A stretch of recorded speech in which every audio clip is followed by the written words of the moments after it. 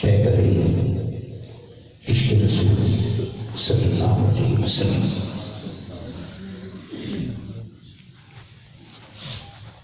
اور داعی محبت رسول صلی اللہ علیہ وسلم حضرت علامہ مولانا محمد سعید صاحب رحمۃ اللہ تعالیٰ علیہ اللہ کو پیارے ہو گئے۔ ویسے تو ہر شخص کے لیے ہم کہتے ہیں کہ فلاں اللہ کو پیارا ہو گیا، محاورہ ہے، مگر حضرت صاحب کے لیے محاورے کے طور پہ نہیں کہہ رہا، حقیقی معنی کے ساتھ کہہ رہا کہ اللہ کو پیارے ہو۔ کیوں کہ اللہ کو پیار ہے آمنہ کے لال سے، اور جس کو آمنہ کے لال سے پیار ہے اس سے بھی اللہ کو پیار ہے۔ آج کی اس محفل میں ان کے اوصاف کو بیان کرنا، ان کی اداؤں کو بیان کرنا، یہ اس بات کی دلیل ہے کہ جس سے بندے پیار کر رہے ہوتے ہیں اس سے مولا بھی پیار کر رہا ہوتا ہے۔ زبان خلق نکارہ خدا، محاورہ ہے، زبان خلق نکارہ خدا، جو مخلوق نے کہہ دیا اللہ نے بھی وہی کہہ دیا۔ اللہ پاک حضرت صاحب کے درجات کو بلند فرمائے، اور خاص طور پہ جو عشق مصطفیٰ کی خیرات وہ ہمیں دے کے گئے ہیں، اللہ پاک ہمیں اس خیرات کو سنبھالنے کی توفیق عطا فرمائے۔ کسی شاعر نے کہا نا کہ غنیمت جان لے کہ جتنی ملی ہے، غنیمت جان لے کہ جتنی ملی ہے، کہ میں خانہ کھلا ہے کوئی کوئی، میں خانہ کھلا ہے کوئی دین کی باتیں کرنے والے بہت ہیں مگر عشق مصطفیٰ ماننے والا کوئی۔ اللہ پاک حضرت صاحب کی مراتب کو، شانوں کو بلند فرمائے۔ صرف ایک حدیث پاک پڑھوں گا حضرت صاحب کی مناسبت سے بھی، اور اس میں ہم سب کے لیے پیغام عمل ہوگا۔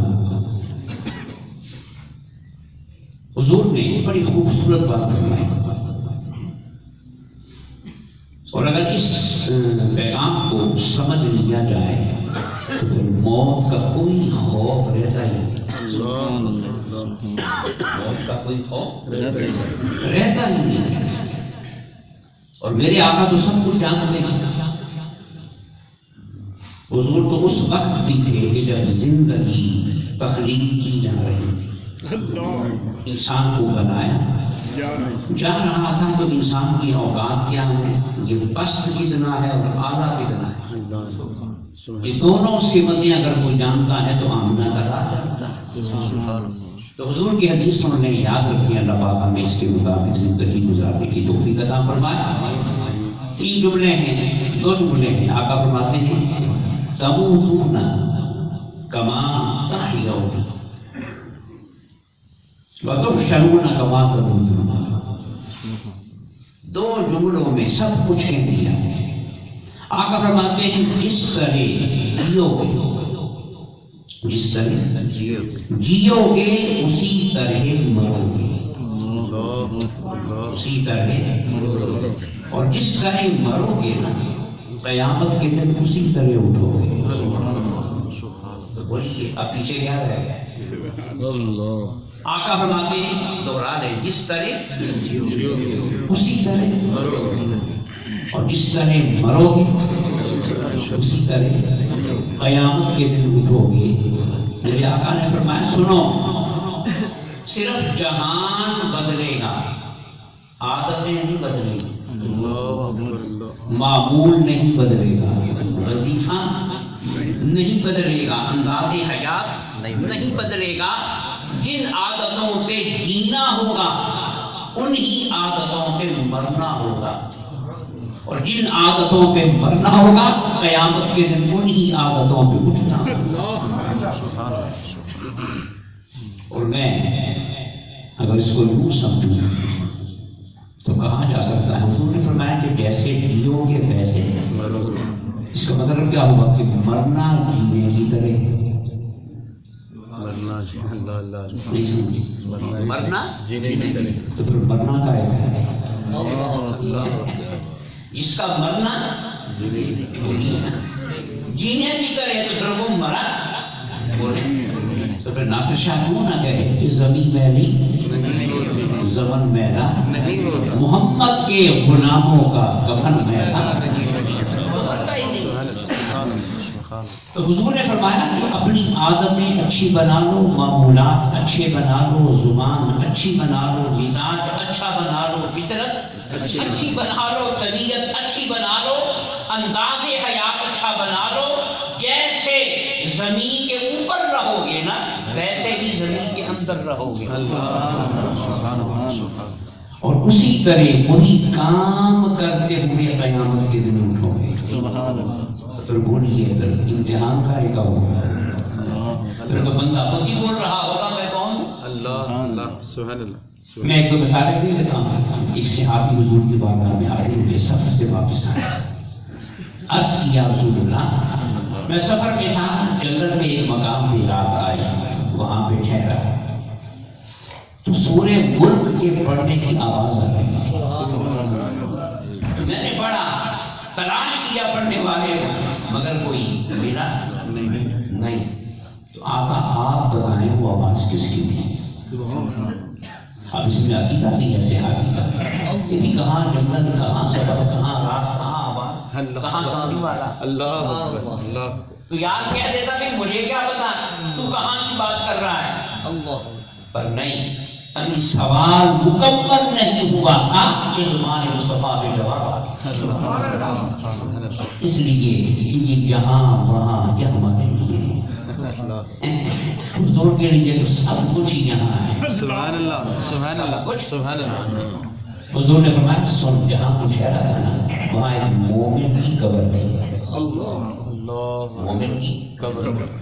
تو یاد رکھیں اگر اس مومن کی قبر کا حضور کو پتا ہے تو پھر ہمارا پتہ نہیں ہوگا. اللہ سنیں، پھر علامہ سعید صاحب کی قبر کا پتہ نہیں ہوگا، پھر وہ قبر میں کیا کر رہے ہیں وہ یار کو پتہ نہیں ہوگا. آقا فرماتے ہیں جہاں تو ٹھہرا تھا وہاں ایک مومن کی قبر تھی. وہ جو مومن تھا نا وہ ساری زندگی سورہ ملک پڑھتا رہا. جب سے اسے یہ سورت ملی اترنے کے بعد اس کو تلاوت کرنے کا اس کا معمول تھا. آج قبر میں بھی سورہ ملک پڑھ رہا ہے. جیسے جیو گے ویسے بات سمجھ میں آئی، جیسے ویسے ہی مرو گے، اور جیسے مرو گے ویسے ہی قیامت کے دن اٹھو گے. حضور حج فرما رہے ہیں، سبحان اللہ. صحابہ کرام حضور کے ساتھ تو احرام باندھے ہوئے ہیں. اسی حال میں ایک صحابی کا وقت پورا ہو گیا، فوت ہو گئے. جسم میں احرام باندھا ہوا ہے، حضور تشریف لا ہے. صحابی کو دیکھا تو دیکھ کے حضور نے پتا کیا فرمایا؟ کہنا تو یہ چاہیے تھا بھائی بخشا گیا، جنتی ہو گیا، حج کرنے آیا تھا. نہیں، حضور نے فرمایا صحابہ یہ احرام کی حالت میں مرا ہے نا، قیامت کے دن لبیک لبیک کہتا ہوا اٹھے گا. سبحان اللہ سبحان اللہ. قیامت کے دن جیسے جیو گے ویسے ہی مرو گے، اور جیسے مرو گے قیامت کے دن ویسے. پھر موت کا کیا خوف ہے؟ بس زندگی کو اچھا بنا لیں، عادتیں اچھی بنا لیں، معمول اچھے بنا لیں. حضور نے فرمایا جو 5 وقت کا پکا نمازی ہے جب وہ قبر میں جائے گا اور فرشتے حساب لینے آئیں گے تو فرشتے اس کو اٹھائیں گے اور سوال پوچھنا شروع کریں گے. تو جب بھی کسی وقت بھی کسی شخص کو قبر میں دفن کیا جائے تو وہ محسوس کرتا ہے کہ دن ختم ہو رہا ہے، عصر کا وقت جا رہا ہے اور مغرب کا وقت. تو فرشتے کہیں گے کہ بیٹھ اور ہمارے سوالوں کا جواب. تو وہ کہے گا ذرا ٹھہرو، میری عصر قضا ہو گئی ہے، میری عصر قضا، مجھے عصر کی نماز پڑھ لینے دو، پھر تمہارے سوالوں کا جواب دوں گا. تو وہ پوچھنا نہیں رہے گا. جیسے ویسے مرو گے. بس جس کا جینا حسین ہے حضرت سید احمد کی طرح اس کا مرنا بھی حسین ہے، اور جس کا مرنا حسین ہے اس کا قیامت کے دن اٹھنا بھی حسین۔ وہ جنت میں جا کے حسین نہیں ہوگا، وہ قبر سے نکلتے ہوئے بھی حسین ہوگا، سورج سوال نیزے پہ ہوگا وہ حسین ہوگا، لوگ کانپ رہے ہوں گے وہ حسین ہوگا، لوگ تڑپ رہے ہوں گے وہ حسین ہوگا، لوگ پرسرات سے گزرتے ہوئے تھر تھر کانپ رہے ہوں گے وہ مسکراتا ہوا وہاں سے گزرتا۔ میں نے یہ تو حدیث میں آپ کے سامنے دی پڑھی، کچھ عرصہ پہلے میں نے نوائے وقت میں ایک کالم پڑھا، تو کالم نے کہا لکھا ہے کہ میرے ایک درویش دوست تھے، قاری صاحب تھے، انہوں نے بتایا کہ وہ قاری صاحب جو تھے نا، جو جن کا معمول تھا قرآن پڑھنے کا پڑھانے کا، فوت ہو گئے۔ تو فوت ہونے کے ایک دو دن کے بعد درویش کو خواب میں ملے، تو درویش نے پوچھا کہ کیا بنا قبر میں، کیا؟ سبحان اللہ۔ اس نے کہا کہ بھئی ساری عمر قرآن پڑھاتا رہا ہوں، اور کام کوئی کیتا ہی نہیں، تھے اللہ نے قبر سے بھی قرآن پڑھنے ڈیوٹی لا دی۔ جیسے تو بولو ایسے وہ 1400 سال پہلے والی حدیثیں بھی سنا دی ہیں اور آج کا واقعہ بھی سنا رہا، ضابطہ تو ایک ہے۔ تو کہا کہ قرآن پڑھنے کی ڈیوٹی لگا دی ہے۔ اس نے کہا میں اب تک 5000 قرآن پڑھ چکا ہوں۔ اب درویش نے پوچھا کہ وہ کیسے اتنی جلدی؟ اس نے کہا کہ آپ کا دور زمانہ وقت اور ہے، ہمارا وقت، تو میں نے 5000 پڑھ لیے ہیں، اگلا جملہ قابل غور ہے۔ اس نے کہا کہ درویش جو میں نے 5000 قرآن قبر میں پڑھے یہ لے لو، یہ جو ہم سانسیں لے رہے ہیں ان کی قدر اس قبر والے سے پوچھو۔ اس نے کہا کہ میں نے قبر میں کتنے پڑھے؟ 5000۔ یہ لے لو، اور دنیا کی زندگی میں اپنی زبان سے جو ایک بار کہتے ہو نا سبحان اللہ، سبحان اللہ، سبحان اللہ، 5000 قرآن لے لو۔ دنیا کی زندگی میں اس وجود کے ساتھ کہا ہوا ایک سبحان اللہ، یہ کیوں کہا؟ اس نے یاد رکھیں اجر اور ثواب کا دار و مدار قبر کے عمل پہ نہیں، دنیا کے اس کے عمل پہ ہے، دنیا میں۔ تو آئیے اس واقعے کو سن کے اپنی زندگی کی حرمت کو جانے، اس کی مقدس کو جانے کہ اس کی شان کیا ہے، اور ایک ایک سانس کتنی قیمتی ہے۔ کیا وہ ایک سانس نہیں مانگ رہا؟ 5000 قرآن دے کے ایک سانس مانگ رہا ہے۔ حضرت مولانا سید احمد کی یہی تھی نا کہ علم پہ عمل کرو، نبی پہ درود پڑھو، آنکھوں سے آنسو بہائے، کہ ایک ایک لمحہ جو ہے وہ کروڑوں لمحات پہ قائم ہو جائے۔ تو یہ بات سمجھ میں آتی کہ جیسے جیو گے اور جیسے مرو گے، تو پھر بولے کہ جس کا معمول درود پڑھنے کا ہوگا، سبحان اللہ، سبحان اللہ، جس کا معمول نعت پڑھنے کا ہوگا، جس کا معمول ذکر مصطفیٰ کا ہوگا، یاد مصطفیٰ کا ہوگا، آنکھ بہانے کا ہوگا، تو پھر ابن جوزی کیوں نہ کہے کہ اے میلاد کرنے والے قبر کی فکر نہ کرنا۔ جب قبر میں حضور تشریف لائیں گے اور فرشتے پوچھیں گے نا کہ ما کنت تقول فی حق ھذا الرجل، اے خدا کو رب کہنے والے، اسلام کو بھی کہنے والے، یہ تو بتا کہ اس ہستی کے بارے میں کیا کہا کرتا۔ تو وہ فرماتے ہیں بس جو میلاد میں تو نعتیں پڑھتا تھا نا تیری زبان میں شروع ہو جائے۔ وہ پوچھتے جائیں گے تو حضور کی نعتیں سناتا چلا جائے گا۔ میں ایک بات کہا کرتا ہوں، دیکھیں حضور کا نام سن کر درود پڑھنا واجب ہے، درود پڑھنا واجب ہے۔ اچھا یہ بھی یاد رکھیں کچھ لوگ مسئلے کو سمجھتے ہیں، ایک محفل میں بیٹھے ہیں نا، ایک محفل میں اس میں بار بار حضور کا نام لیا جا رہا ہے، ایک دفعہ درود پڑھنا واجب ہے، ایک دفعہ، اور باقی مستحب ہے، باقی مستحب۔ اور ویسے کسی مقام پہ حضور کا نام سنیں تو درود پڑھنا واجب ہے۔ اب حیرت کی بات یہ ہے کہ حضور کا نام سن کے درود پڑھنا واجب، مگر اللہ کا نام سن کے کچھ پڑھنا واجب نہیں۔ یہ ہے بولے مستحب ہے، بزرگوں لوگوں کا طریقہ ہے کہ جب وہ اللہ کا نام سنتے ہیں تو کہتے ہیں کہ جل جلالہ، کیا کہتے ہیں؟ مگر یہ واجب نہیں ہے، مگر حضور کا نام سن کے درود پڑھنا تو یہ اصل میں ہے کیا؟ یہ تو ہماری بخشش کا بہانہ ہے۔ شریعت نے کہا اور ہمارا معمول بنا دیا کہ جیسے ہی کانوں سے ٹکرائے نا محمد ایک زبان پہ آ جائے صلی اللہ علیہ، یہ حضور کے نام کے سننے کو اور درود کے پڑھنے کو ایک دوسرے کے ساتھ لازم کر دیا۔ جب بھی ایک چیز پائی جائے لزوم پیدا کر دیا، جوڑ دیا، پکا جوڑ دیا۔ اب حضور نے کیا فرمایا کہ جیسے پیو گے، اب جس کا پوری زندگی یہ معمول ہوگا کہ حضور کا نام سنتے ہی اس کی زبان پہ کیا آتا ہے؟ بولو نا، جس کا معمول یہ ہے کہ نام سنتے ہی کیا کہتا ہے؟ جب قبر میں چہرے مصطفیٰ سامنے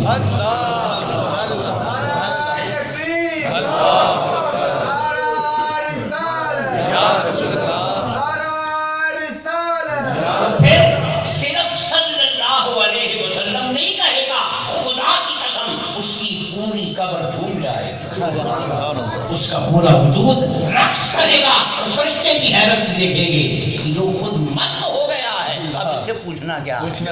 مستوں سے کون پوچھتا ہے؟ دیوانوں سے کون پوچھتا ہے؟ آؤ اس طرح حضور پہ درود پڑھنے والے بن جائیں، سلام پڑھنے والے بن جائیں کہ پھر قبر بھی مدینہ بن جائے، قبر میں ایسا دیوانہ پن ظاہر ہو جائے کہ پھر کسی امتحان کی ضرورت نہ رہے، حضور کا چہرہ ہی قبر میں نہ آئے، جنت کی تمام بہار قبر میں آئے۔ اب ابھی ایک بات کہی گئی، پوری مثال مل گئی، حضرت صاحب کو فارغ تھا، بول نہیں سکتے، جملہ ادا کرنا مشکل ہے، کہا نا مگر جب کہا جاتا ہے تو وہ مجھے بات سمجھ میں آئی۔ جس حصے پہ فالج ہو جائے وہ سمجھو مردہ ہو گیا، کیا ہو گیا؟ اب وہ کام کرنے کے قابل، مردہ ہونے کا معنی کیا ہے؟ کیا جسم بھی کیما بن جاتا ہے، روح نکل جاتی ہے، کام کرنے کے قابل؟ تو جس حصے پہ کیا ہو گیا فالج، وہ بھی کیا ہو گیا؟ مردہ ہو گیا، ختم ہو گیا۔ تو جس مردہ زبان سے جملہ نہیں نکلتا تھا، درود نکلتا تھا۔ سبحان اللہ، یہ قابل غور بات ہے جو انہوں نے کتابوں میں گئی، ہماری نگاہوں کے سامنے آ گئی۔ جس مردہ زبان سے جملہ کہنا مشکل تھا، نبی کا عربی والا درود نکلتا ہے۔ پنجابی کے جملے نہیں نکل رہے، اردو کے جملے نہیں نکل رہے، مادری زبان کو ادا کرنے کے لیے زبان تیار نہیں، مگر مصطفیٰ پہ درود پڑھنے کے لیے۔ اب بولیے اس زبان کو کون ہلاتا تھا؟ پھر جسم کی طاقت نہیں، جسم کی طاقت تو فارغ ہونے کے بعد ختم ہو گئی۔ یہ عشق مصطفیٰ کی طاقت ہے، محبت مصطفیٰ کی طاقت ہے۔ تو پھر بولو، میں اب آپ سے پوچھ رہا ہوں کہ جو عشق مصطفیٰ جزوی بدن کو زندہ کر سکتا ہے، وہ قبر میں پورے بدن کو زندہ نہیں کرے گا؟ بولو نا۔ تو پھر امام احمد رضا کیوں نہ کہے کہ میری قبر اتنی گہری بنانا کہ میں کھڑا ہو سکتا، میں کھڑا۔ گنگا سمجھ آئی کہ نہیں؟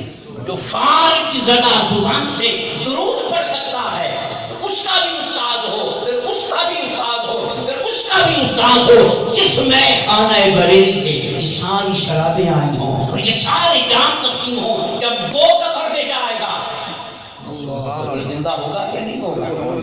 لوگوں نے پوچھا قبر میں کیوں کھڑے ہو گئے؟ کہا تمہیں پتہ نہیں قبر میں آتا کون ہے؟ قبر میں کہاں احمد رضا نے فیصلہ کر دیا ہے کہ جب میری قبر میں مدینے والا آئے گا نا تو میں لیٹا نہیں رہوں گا، میں کھڑے ہو کے یاد ہے استغفار۔ اب میں کہوں گا کہ جس طاقت نے حضرت مولانا محمد سعید کی زبان کو چلا دیا، وہی طاقت، اسی طاقت نے قبر میں احمد رضا کو کھڑا بھی کر دیا۔ جو کام اس زندگی سے نہیں ہو پاتے، عشق مصطفیٰ کو سارے کام کر دیا۔ حضرات محترم، پھر دوبرانے آقا فرماتے ہیں جیسے ویسے اور جیسے قیامت کے دن تو آئیے درود پڑھتے ہوئے زندگی گزارے، سلام پڑھتے ہوئے زندگی گزارے، حضور کی یاد میں آنسو بہاتے ہوئے زندگی گزارے، اللہ کا ذکر کرتے ہوئے زندگی گزارے، انشاءاللہ قبر بھی منور ہوگی اور حشر بھی سنور جائے گا۔ نہ یہاں خطرہ نہ وہاں خطرہ، کوئی اور ہوگا جو گھبرائے گا ڈرے گا، درود پڑھنے والا نہیں ڈرے گا۔ تو پھر جانتے ہو کیا ہوگا، دنیا رو رہی ہوگی اور مرنے والا مسکرا رہا ہے اس کے چہرے پہ۔ میں کہا کرتا ہوں کہ جب کسی کوئی اللہ کا ولی دنیا سے جائے تو اس کا چہرہ ضرور دیکھا کرو۔ کیوں کہ ولی کا چہرہ دیکھنے سے نا موت کا خوف نکل جاتا ہے۔ اس کا مسکراتا ہوا چہرہ بتا رہا ہوتا ہے کہ بے وقوفو تم مجھے قبر میں ڈال رہے ہو، اور میں قبر میں نہیں جا رہا، میں تو جنت میں جا رہا۔ اس کے چہرے کی بشاشت، اس کے چہرے کی تازگی، اس کے چہرے کا کھلا ہوا ہونا اس بات کی علامت ہوتی ہے کہ وہ کسی سے مل رہا ہے، اس کی کسی سے ملاقات ہو رہی ہے۔ اللہ پاک حضرت علامہ مولانا محمد سعید صاحب ان کے درجات کو بلند فرمائے، اور جو وہ بوٹے عشق مصطفیٰ کے لگا گئے ہیں ہمیں انہیں تر رکھنے، آباد رکھنے کی توفیق عطا فرمائے۔